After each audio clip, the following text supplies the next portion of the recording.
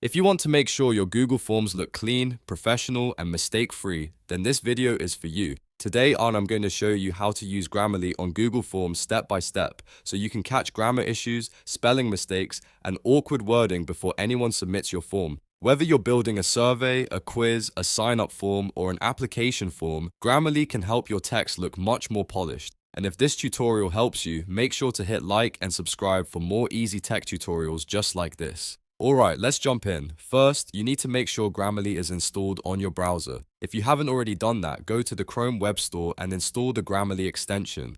Grammarly works on popular browsers like Chrome, Edge, and Safari, so choose the version that matches the browser you use most often. Once the extension is installed, you should see the Grammarly icon in your browser toolbar. If you don't see it right away, you may need to pin it so it appears more clearly at the top of your browser.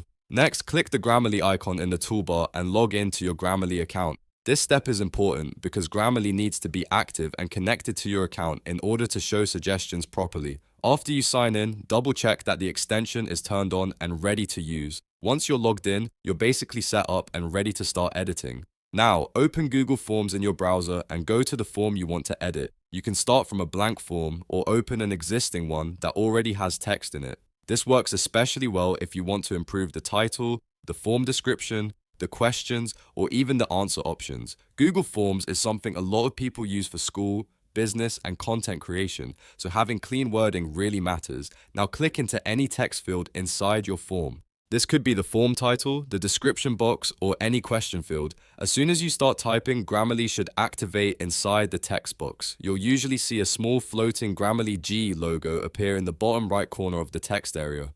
That little icon tells you Grammarly is active and ready to help with suggestions. As you type, Grammarly will begin underlining potential mistakes in real time. These can include spelling errors, grammar issues, punctuation problems, or wording that could sound clearer. This is one of the biggest benefits of using Grammarly in Google Forms because you don't have to wait until the end to catch mistakes.